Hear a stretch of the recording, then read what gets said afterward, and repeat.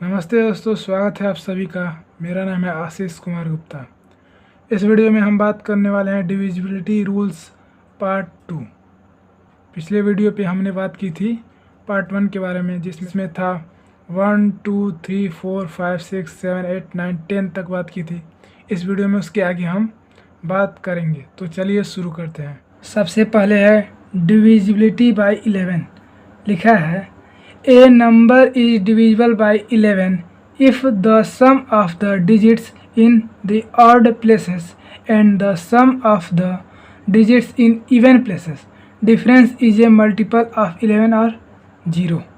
यानी कि एक नंबर 11 से डिविजिबल होगा अगर उसके इवन प्लेसेस पे जो नंबर है उसका सम और जो ऑड प्लेसेस पे नंबर है उसका सम, दोनों का डिफरेंस अगर 0 है या 11 का मल्टीपल है तो वह 11 से डिविजिबल होगा। जैसे मान लीजिए एक नंबर दिया है 6721, यानी कि 6021 एक नंबर है। हमें ये पता करना है कि क्या यह 11 से डिविजिबल है या नहीं।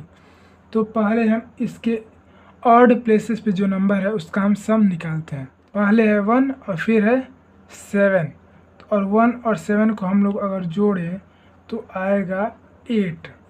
फिर अब इवन प्लेसेस पे जो नंबर है हम उसका सम निकालते हैं। तो इवन प्लेसेस पे है 2 और 6, तो 2 और 6 को अगर हम जोड़ें तो आएगा 8। और अब इन दोनों का हमें डिफरेंस निकालना है, और 8 में से 8 माइनस करें तो आ रहा है 0। और अगर 0 आएगा तो ये नंबर 6721 11 से डिविजिबल है, क्योंकि 0 आ गया है। अगला है डिविजिबिलिटी बाय 12। लिखा है इसमें if the number is divisible by 3 and 4 both then the number is divisible by 12 exactly. यानी कि अगर कोई नंबर 3 और 4 दोनों से डिविजिबल है तो वह नंबर 12 से भी डिविजिबल होगा। जैसे मान लेते हैं कि एग्जांपल ले लेते हैं 240। पहले हम देखेंगे क्या यह 3 से डिविजिबल है, फिर देखेंगे क्या यह 4 से डिविजिबल है। तो 3 से डिविजिबिलिटी चेक करने के लिए हम उसके जो डिजिट्स हैं उनको जोड़ते हैं। तो जोड़ेंगे 2 4 6, और 6 और 0 6 आएगा। अब 6 3 से डिविजिबल है, पहला हो गया। अब है 4, तो 4 से चेक करने के लिए हम 1 और 10 पे जो नंबर है अगर वो 4 से डिविजिबल है तो पूरा नंबर भी 4 से डिविजिबल होगा। यहाँ पर है 40 जो है 4 से डिविजिबल है, तो यह नंबर 12 से डिविजिबल होगा। अगला है divisibility by 13। If adding 4 times the last digits to the number formed by remaining digits is divisible by 13 then the number is divisible by 13। इसका मतलब है कि अगर किसी नंबर के लास्ट डिजिट के 4 गुने को बाकी बचे जो नंबर उसमें जोड़ने पर जो नंबर बन रहा है उसको अगर हम 13 से काट दे रहे हैं तो वो पूरा नंबर 13 से डिविजिबल होगा। जैसे कि मान लीजिए कि एक नंबर है 403। अब इसके लास्ट डिजिट्स यानी कि 1 के प्लेस पर है 3। अगर हम 3 का 4 गुना करें तो आएगा 12। अब इस 12 को बाकी बचे जो नंबर है उनमें जोड़ना है। अगर जोड़ने पर जो रिज़ल्ट आ रहा है वो 13 से डिविजिबल है तो यह पूरा नंबर 13 से डिविजिबल होगा। तो बाकी बचा नंबर है 40 में 12 जोड़ेंगे तो आएगा 52। अगर 52 13 से डिविजिबल होगा तो यह 13 से डिविजिबल होगा। तो देखते हैं, 13 से डिवाइड करेंगे 52 में, 13 4 जा 52 आ रहा है, यानी कि ये कट जा रहा है तो ये 13 से डिविजिबल होगा यह number.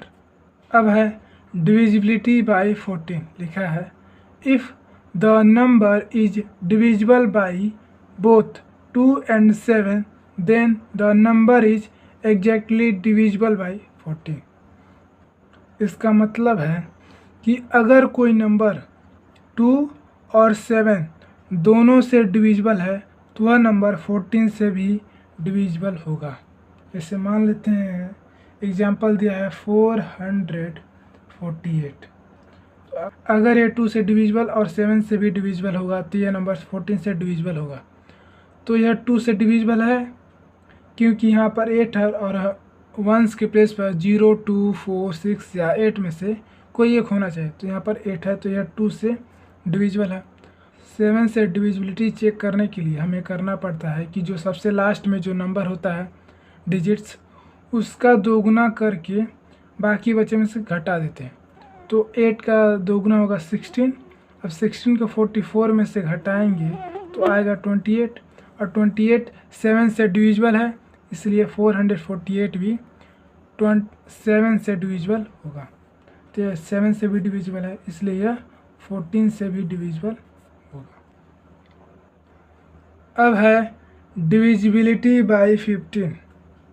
To be divisible by 15 a number has to be divisible by 3 and 5। यानी कि 15 से डिविजिबल होने के लिए एक नंबर का 3 और 5 से डिविजिबल होना ज़रूरी है। यानी कि अगर कोई नंबर 3 और 5 से डिविजिबल है तो वह 15 से भी डिविजिबल होगा। जैसे मान लेते हैं कि एग्जांपल दिया है 960। तो पहले हम चेक करेंगे 3 से डिविजिबल है कि नहीं। तो जोड़ेंगे इसको तो 9, 6, 15 और 0 जोड़ेंगे तो 15 आएगा। और 15 3 से डिविजिबल है, इसलिए यह नंबर भी 3 से डिविजिबल होगा। अब 5 से चेक करते हैं। तो 5 से किसी नंबर का डिविजिबल होने के लिए उसके वंस के प्लेस पर 0 या 5 होना ज़रूरी है। यहाँ पर 0 है यानी कि यह 5 से भी डिविजिबल होगा। 3 और 5 दोनों से डिविजिबल है, इसलिए यह 15 से भी डिविजिबल है। अगला है divisibility bye 16। If the 1000 digit is even the number form by last 3 digits must be divisible bye 16। यानी कि अगर किसी नंबर का 1000 पे जो डिजिट है इवन है तो बाकी बचे जो 3 नंबर हैं उनका 16 से डिविजिबल होना ज़रूरी है, तभी वो नंबर 16 से डिविजिबल होगा। और if the 1000 digit is odd, यानी कि अगर 1000 का जो डिजिट है वो ऑड है, तब the number form by last 3 digits plus 8 must be divisible bye 16। तब बाकी जो लास्ट 3 डिजिट हैं उसमें 8 जोड़ने पर वह नंबर 16 से डिविजिबल होना चाहिए। जैसे मान लेते हैं कि पहले वाले का कि अगर इवन है, जैसे मान लेते हैं 28,112 एक नंबर है, 1000 का डिजिट है वो है इवन क्योंकि 8 इवन नंबर है और ये इवन है। तो ये जो 3 नंबर है अगर ये 16 से डिविजिबल है तो ये नंबर पूरा 16 से डिविजिबल होगा। तो यहाँ पर है 112 और 112 16 के टेबल में आता है, यानी कि यह 16 से डिविजिबल है, इसलिए ये पूरा नंबर 16 से डिविजिबल है। अब अगला दूसरा नियम से ले लेते हैं कि एग्जांपल कि अगर 1000 का डिजिट ऑड है, जैसे यहाँ पर 7 है तो ये ऑड नंबर है, तो इस तरह के नंबर को 16 से डिविजिबल होने के लिए जो लास्ट 3 डिजिट है उसमें 8 जोड़ने पर अगर ये 16 से डिविजिबल हो जा रहा है तो ये पूरा नंबर 16 से डिविजिबल होगा। तो अगर हम 120 में 8 जोड़ते हैं तो हो जाएगा 128 और 128 16 से डिविजिबल है, इसलिए यह पूरा नंबर 16 से डिविजिबल होगा। अब है divisibility bye 17। Subtract 5 times the last digit from the remaining number. If the result is divisible by 17 then that number is divisible by 17। यानी कि अगर किसी नंबर के लास्ट डिजिट के 5 गुने को बाकी बचे जो नंबर है उनमें से घटाने पर जो रिजल्ट आ रहा है वो अगर 17 से डिविजिबल है तो वह पूरा नंबर भी 17 से डिविजिबल होगा। जैसे मान लेते हैं कि एग्जांपल है 578 एक नंबर है 578। तो पहले इसके जो लास्ट डिजिट है उसका हम 5 गुना करेंगे, तो यहाँ पर 8 का अगर हम 5 गुना करें तो आएगा 14। अब इस नंबर को बाकी बचे जो नंबर है उनमें से घटाना है, तो 57 में से हम अगर 40 घटाएं तो आ रहा है 17 और 17 से डिविजिबल है, इसलिए पूरा नंबर भी 17 से डिविजिबल होगा। अब है divisibility bye 18। A number that is divisible bye 18 must be divisible by both 2 and 9, यानी कि किसी नंबर का 18 से डिविजिबल होने के लिए उस नंबर का 2 और 9 दोनों से डिविजिबल होना जरूरी है। जैसे मान लेते हैं एग्जांपल दिया है 963। अगर ये नंबर 2 से डिविजिबल होगा और 9 से भी, तो ये नंबर 18 से भी डिविजिबल होगा। जैसे 2 से डिविजिबल होने के लिए चाहिए कि इसके 1 के प्लेस पर 0, 2, 4, 6 या 8 में से कोई एक नंबर हो, लेकिन यहाँ पर 3 है तो यह 2 से डिविजिबल नहीं है, यानी कि 18 से भी डिविजिबल नहीं होगा। अगर यहाँ पे अगर होता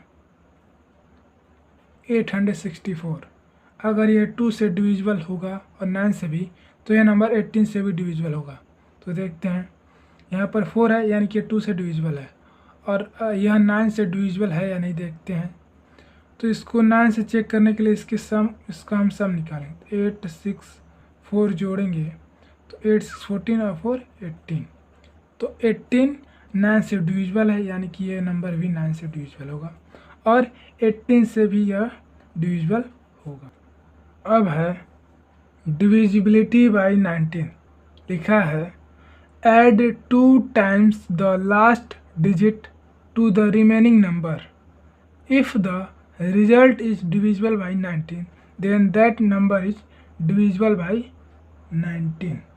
यानी कि लिखा है अगर हम किसी नंबर के लास्ट डिजिट का 2 गुना बाकी बचे नंबर में जोड़ने पर वो जो रिजल्ट आ रहा है 19 से डिविजिबल है, तब वह नंबर भी 19 से डिविजिबल होगा। जैसे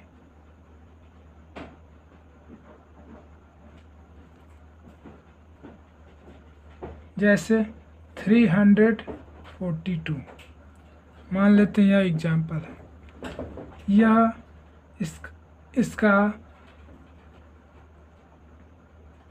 इसके वंस के प्लेस पर है 2 का 2 गुना होगा 4। अब 4 को बाकी बचे नंबर में जोड़ेंगे तो 34 में अगर जोड़ें 4 तो ये हो जाएगा 38, और 38 19 से डिविजिबल है, इसलिए यह नंबर भी 19 से डिविजिबल होगा। तो दोस्तों इस वीडियो में इतना ही।